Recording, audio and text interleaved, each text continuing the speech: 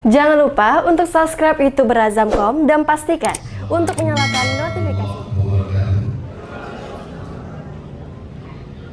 Jadi tema untuk seminar ini adalah reformasi hukum pidana dalam perspektif Islam. Karena bidang saya hukum pidana, saya akan fokuskan pada perspektif hukum pidana Islam, sehingga saya tidak terlalu jauh mengkaji daripada naskah RUU KUHP. Jadi sehingga tema yang saya akan bawakan dari KUHP reformasi hukum pidana nasional dalam perspektif hukum pidana Islam. Baik, saya terkait dengan pokok materi ini berbicara pada prinsip dalam hukum. Istilah bahasanya ini moto saya, hukum yang baik akan menjadi rusak karena aparat penegak hukumnya. Hukum yang buruk akan menjadi baik karena aparat penegak hukumnya. Hukum yang baik saja tidak cukup untuk melahirkan hukum yang baik. Aparat penegak hukum yang baik saja tidak cukup untuk melahirkan hukum yang baik, tetapi masih diperlukan adanya keyakinan, keberanian, kejujuran, dan ilmu pengetahuan. Saya akan mulai dari pembahasan saya ini terkait dengan pilihan reformasi hukum. Singkat saja, reformasi ini sudah dilalui beberapa tahapan. Reformasi tanpa mengubah undang-undang KUHP, reformasi tambal sulam dengan mengubah undang-undang KUHP dan membentuk undang-undang baru di luar KUHP, dan hari ini atau sekarang DPR ini reformasi dilakukan secara menyeluruh dan kemudian melakukan apa yang disebut rekodifikasi. Rekodifikasi, maka temanya adalah rekodifikasi RUU KUHP. Jadi sesungguhnya kalau kita berbicara RUU KUHP yang ada sekarang itu produk dari rekodifikasi. Apa artinya produk rekodifikasi? Artinya menghimpun kembali pasal-pasal KUHP yang ditarik masuk, dibawa keluar, diberi makna baru lagi, di mana baru, diperberat, macam-macam bentuknya. Nah sekarang RUU KUHP ditarik kembali, undang-undang atau pasal-pasal norma hukum pidana di luar itu ke dalam KUHP, dikandangkan kembali. Karena dikandangkan kembali, maka namanya kebijakannya rekodifikasi. Jadi dengan rekodifikasi diharapkan nanti adalah tidak lagi ada norma hukum pidana utama itu di luar KUHP, semuanya ada di dalam KUHP. Konsekuensinya apa? Rekodifikasi akan melahirkan resistematisasi, reformulasi. Karena pasal-pasal di luar KUHP amat sangat buruk dan buruk sekali. Yang menurut saya adalah undang-undang di luar KUHP tidak sistematik, tidak mengikuti asas-asas hukum pidana, dan sebagian besar itu melanggar hak asasi manusia, dan itu sebagian besar diantaranya inkonstitusional. Ini harus disadari bahwa itulah maka gembira untuk menarik kembali agar supaya pasal-pasal itu tidak inkonstitusional. Bapak dan Ibu sekalian yang pengamat hukum pidana, yang mengkaji hukum pidana pasti akan tahu itu. Pasal-pasal ini dinyatakan oleh konstitusional oleh Mahkamah Konstitusi. Itu hanya sebagian, kalau tidak diujikan semua barangkali asalkan Mahkamah Konstitusi melihatnya secara jernih tanpa ada apapun dan dia mengabdi kepada konstitusi, saya yakin akan lebih banyak lagi. Dan ini sudah dilakukan rekodifikasi. Konsekuensinya adalah reformulasi yang kemudian akan terjadi restrukturisasi, dan yang terakhir adalah resistematisasi. Sehingga hukum KUHP nasional di masa depan itu sistematik, terstruktur dalam satu prinsip, nilai, asas hukum dan norma hukum yang tertib, dengan konstruksi ancaman pidana yang tertib untuk masa depan. Seperti harapan tadi yang Pak Jamil yang sudah menyampaikan tanggapan awal tadi sebagai pembuka keynote speech daripada seminar ini. Jadi itu harapan kita itu seperti itu. Nah, oleh sebab itu, Bapak dan Ibu sekalian, kalau ingin reformasi ke arah kesana, maka tugas kita sekarang adalah menseleksi dari norma hukum yang dibahas di dalam buku ke-1. Saya catat di sini bahwa kalau berbicara hukum, maka sebaiknya dalam hukum pidana berbicara itu sumber utamanya itu ada dalam buku ke-1. Dan buku ke-1 mati-mati jangan ada disimpangi. Oleh sebab itu catatan saya kepada DPR agar supaya pasal 122 tidak salah itu penuntut dari buku satu itu 187 itu di close, jangan diikuti open.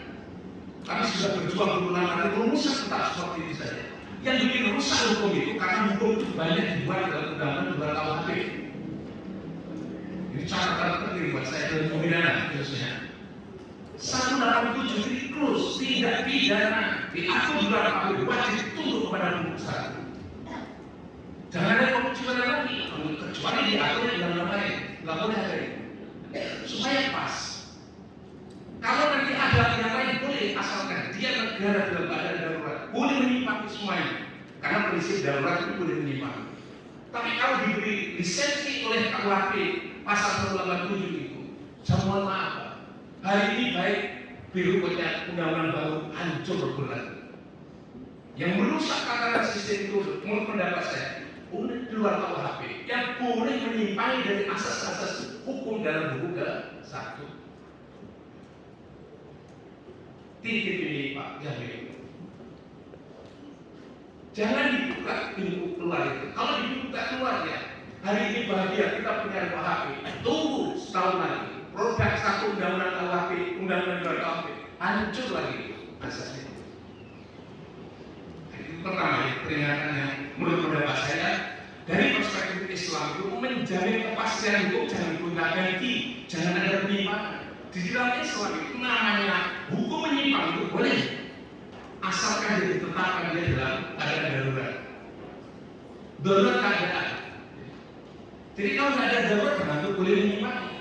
Cuma bayangkan kita, semua undang-undang KUHP menyimpang dari asas-asas dalam hukum satu. Apa dasar menyimpang? Gak ada satupun yang menyatakan berdasarkan asas hukum boleh menyimpang, itu tidak ada. Maka saya katakan asas penyimpangan dalam buku undang-undang di luar KUHP adalah inkonstitusional. Karena dalam yang dikejar mengutamakan penyimpangan itu. Kalau kita menyimpangi kan ada prinsip-prinsip. Sholat digabung boleh asalkan dia tidak bisa dijadikan ada alasan disafir dan sebagainya. Ini tidak ada alasan apa-apa, menyimpang semua. Nah, atas dasar itulah maka dalam buku ke-1 sudah ada pedoman prinsip asas-asas hukum yang prinsipnya semua berpikir dalam dunia akademik taat asas. Pengembangan ilmu pengetahuan di bidang hukum pidana taat asas. Jangan sampai saya mendengar berdebat ke habis-habis ternyata kalau nggak menyimpangi dari buku ke-1 malah salah. Jadi bingung, pembuat hukum pernah berpendapat begitu. Saya tidak pernah pada saat itu. Ini saya minta maaf. Dari mana doktrin dan teorinya? Kalau nggak menyimpang itu malah salah. Bapak dan Ibu sekalian yang saya hormati, dalam sistem hukum kita itu berbicara membahas hukum itu bukan hanya teks yang hukum yang dibentuk oleh lembaga legislatif. Saya ingatkan ini sebagai kita bidang hukum, jangan membaca hukum teks yang dibuat oleh legislatif. Teks itu sebagai sarana untuk menyampaikan norma hukum. Dan norma hukum itu ada di balik yang teks yang dibuat legislatif. Apa itu? Itulah yang namanya norma hukum. Teksnya itu adalah alat untuk menyampaikan secara tertulis. Dan kadang-kadang kemampuan legislatif terbatas. Yang tertulis tidak sama dengan yang di dalam teks tidak sama dengan yang tidak dalam teks. Ini pernah saya kaji ya, terutama undang-undang dulu yang terakhir saya membahas itu TPPU. Yang diomongin itu berbeda dengan yang ditulis di dalam teksnya. Padahal yang penting adalah sesuatu yang dibalik teks itu apa namanya? Norma hukum. Norma hukum dituliskan dalam teks tertulis. Ini teori saya katakan hukum itu dalam norma, hukum prinsip nasional itu norma itu tertulis dan tidak tertulis. Maka kita mengenal namanya hukum tertulis dan hukum yang tidak tertulis. Itu semua hukum, ya, baik lapangan hukum manapun tertulis dan yang tidak tertulis. Nah, yang tertulis harus cocok dengan yang tidak tertulis. Yang tertulis tidak boleh bertentangan dengan yang tidak tertulis. Nah, kalau kita bicara perspektif Islam sekarang sudah mulai masuk ke dalam kehidupan masyarakat. Bahkan orang Minangkabau mengatakan ada perselingkuhan syarat perselingkuhan masuk dalam ruangan adat itu tidak tertulis, menyatu di dalam kehidupan masyarakat yang tidak tertulis, maka hukum yang tertulis cocok dengan hukum yang tidak tertulis. Nah, oleh sebab itu pasal 1 mengatakan tertulis, namanya legalitas formil.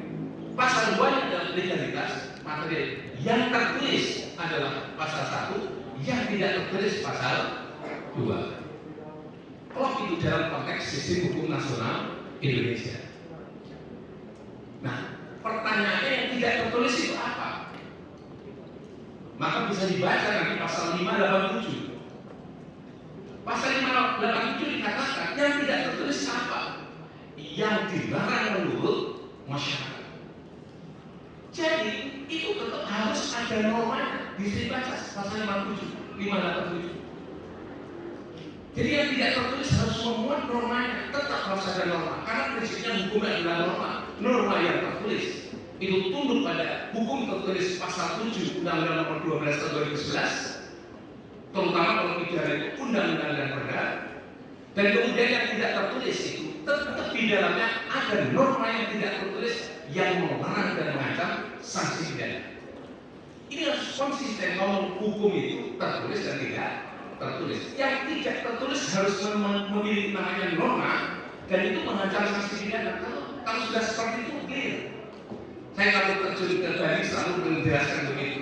Kalau orang Bali mengatakan itu dipidana, oke, itu sudah masuk nanti namanya pasal 2. Tapi kalau orang Bali mengatakan menurut ada Bali, oh itu nggak bisa dipidana, jangan dipidanakan. Karena apa? Selesaikan dengan cara hukum aja. Itulah filsafatnya dikatakan dalam rumuskan KUHP sejak dulu, khususnya pasal 1 pasal 2 itu yang disebut kebinekaan tunggal ikaan hukum.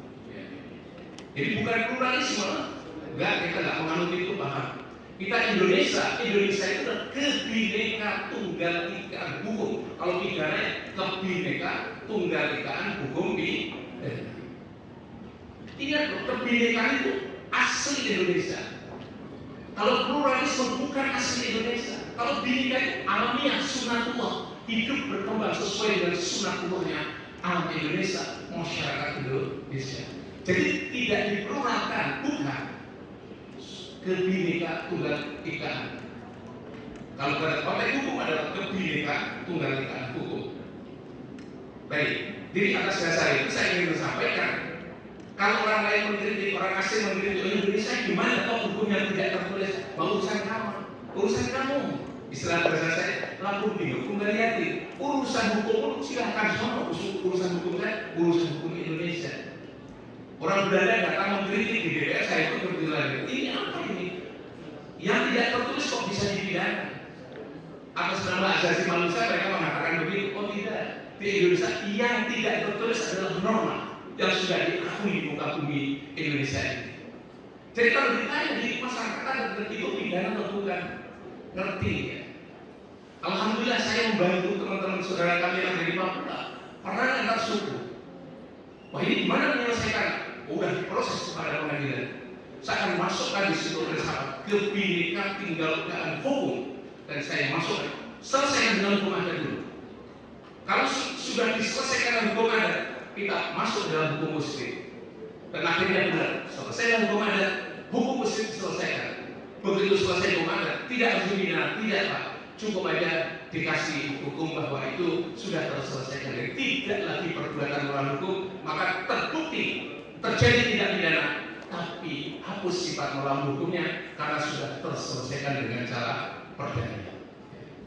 Jadi adem saja tidak akan terjadi perang lagi.